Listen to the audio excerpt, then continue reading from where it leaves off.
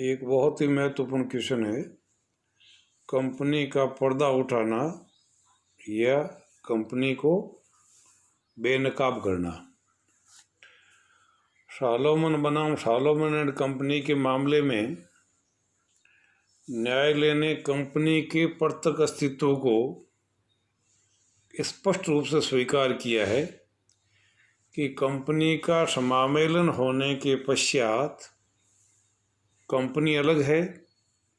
और कंपनी को निर्मित करने वाले, कंपनी का निर्माण करने वाले वो पृथक है। यानी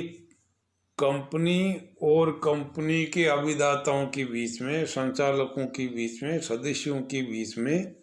एक कल्पित पर्दा, जिसको अपन कहते हैं आर्टिफिशियल वेल, एक सूक्ष्म पर्दा है जो कंपनी को और कंपनी से संबंधित संचालकों को, सदस्यों को, अभिदाताओं को, प्रवर्तकों को, कुछ भी कह लीजिए, वो उनको पृथक करती है। उसका अभिप्राय यह है कि सामान्य दशाओं के अंदर कंपनी अपने द्वारा किए गए कार्यों के लिए, कंपनी अपने द्वारा किए गए कार्यों के लिए स्वयं ही उत्तरदायी होगी। संचालकों, सदस्यों या अन्य किसी पक्षकार का कोई दायित्व नहीं होगा। कंपनी अपने अधिकार सीमा के भीतर जो भी कार्य करेगी, उन कार्यों के प्रति कंपनी अन्य पक्षकारों के प्रति उत्तरदायी होगी। लेकिन यदा कदा चालाक एवं धूर्त किस्म के जो लोग हैं, वो कंपनी की आड़ में अनैतिक, कपटपूर्ण और नियम विरुद्ध कार्य करते हुए अन्य पक्षकारों को क्षति पहुंचाने का प्रयास करते हैं या टैक्स चोरी करते हैं या अन्य किसी तरह का अनियमित कार्य करते हैं, तो ऐसी स्थिति में, ऐसी इन दशाओं के अंदर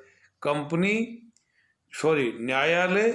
कंपनी के प्रत्यक्ष अस्तित्व को नकारते हुए दोषी पक्षकारों को व्यक्तिगत रूप से उत्तरदायी ठहरा सकता है। ध्यान देंगे शब्दों पे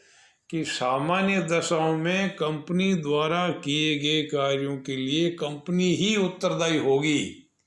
संचालकों का कोई व्यक्तिगत दायित्व नहीं होगा। लेकिन यदा कदा न्यायालय कंपनी के प्रत्यक्ष अस्तित्व को नकारते हुए दोषी संचालकों एवं सदस्यों को व्यक्तिगत रूप से उत्तरदायी ठहराने की जो अवधारणा है, जो कंसेप्ट है, उसको कहते हैं कंपनी का पर्दा उठाना या कंपनी को बेनकाब करना। Again I am repeating, company के प्रत्यक्ष अस्तित्व को नकारते हुए न्यायालय द्वारा दोषी संचालकों या सदस्यों को व्यक्तिगत रूप से उत्तरदायी ठहराने की अवधारणा को ही कंपनी का पर्दा उठाना या बेनकाब करना कहा जाता है। तो न्यायालय निम्नलिखित दो आधारों पर जो है वो कंपनी को बेनकाब कर सकते हैं। कंपनी के प्रत्यक्ष अस्तित्व को नकारते हुए दोषी पक्षकारों को व्यक्तिगत रूप से उत्तरदायी ठहरा सकती हैं, जिसमें कैपिटल लेटर ए है वैधानिक व्यवस्थाओं के अधीन, मीनिंग देयर बाई कंपनी अधिनियम तथा अन्य अधिनियम की व्यवस्थाओं के तहत जो है वो कंपनी को बेनकाब किया जा सकता है। जिसमें पहला पॉइंट है असत्य अथवा कपट में सूचनाओं, ध्यान देंगे, असत्य अथवा कपट में सूचनाओं, प्रलेखों, घोषणाओं के आधार पर कंपनी का समामेलन कराने पर, सेक्शन 7 सब सेक्शन 7। बहुत स्पष्ट बात है कि जब कंपनी का समामेलन होता है तब संचालकों को कई तरह के, प्रवर्तक कह सकते हैं, प्रवर्तकों को कई तरह के प्रलेख जो है वो पंजीयन हेतु प्रस्तुत करने होते हैं, कई तरह की घोषणाएं करनी होती है। अगर मान लीजिए उन प्रवर्तकों ने गलत सूचनाएं दी है, गलत प्रलेख लगाए हैं या गलत घोषणाएं करी है, तो ऐसी स्थिति में इरेगुलर इनकॉर्पोरेशन अनियमित समामेलन माना जाएगा और ऐसे समामेलन के लिए दोषी पक्षकार व्यक्तिगत रूप से उत्तरदायी होंगे। दूसरा पॉइंट है पर विवरण में भ्रामक कथन की दशा में in case of the misleading statement in prospectus section 35 subsection 1। Misleading आप देंगे कि परविवरण एक तरीके से पब्लिक इन्विटेशन होता है जिसके माध्यम से कंपनी की अंश और ऋण पूंजी जुटाने के लिए जनता को न्योता दिया जाता है। अब यदि मान लीजिए उनमें से कोई इस तरह की भ्रामक सूचनाएं दी जाती है, किसी तथ्यों को छिपाया जाता है या कन्फ्यूजन पैदा करने वाली भाषा का उपयोग किया जाता है, तो उस स्थिति के अंदर भी अंशधारियों की क्षतिपूर्ति के लिए दोषी पक्षकारों को व्यक्तिगत रूप से उत्तरदायी ठहराया जा सकता है। इसी तरह से कपट में उद्देश्यों के लिए प्राप्त किए गए धन निक्षेप को लौटाने में असफल रहने पर,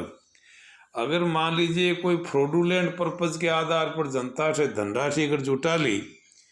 और वो धनराशि अगर मान लीजिए वापस नहीं लौटाई है,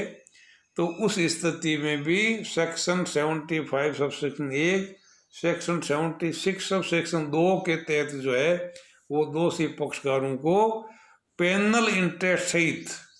दंडित ब्याज सहित वो धनराशि लौटाने के लिए उन्हें व्यक्तिगत रूप से उत्तरदायी ठहराया जा सकता है। इसी प्रकार से सूत्रधारी एवं सहायक कंपनी की दशा में in case of the holding and subsidiary company, वस्तुतः कानून की दृष्टि से दोनों का जो अस्तित्व है वो भिन्न भिन्न होता है, लेकिन धारा 128 के अंदर स्पष्ट व्यवस्था कर रखी है कि होल्डिंग कंपनी जब साधारण सभा के अंदर अपना फाइनेंशियल स्टेटमेंट वित्तीय विवरण जब प्रस्तुत करती है, तो उस स्थिति के अंदर जो है वो सहायक कंपनियों के स्टेटमेंट भी साथ में संलग्न करने पड़ेंगे, ये वैधानिक व्यवस्था कर दी। तो ऐसी स्थिति के अंदर भी प्रत्यक्ष अस्तित्व को नकारते हुए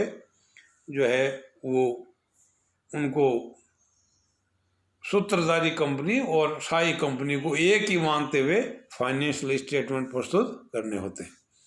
इसी तरीके से कंपनी के निरीक्षण को सरल करने के लिए to facilitate the investigation of the company affair section 219, यदि किसी कंपनी पर कुप्रबंध कपटपूर्ण कार्य या अन्याय का आरोप हो तो केंद्रीय सरकार जांच हेतु निरीक्षक की नियुक्ति कर सकती है और ऐसा निरीक्षक उस समूह की सभी कंपनियों की जांच कर सकता है।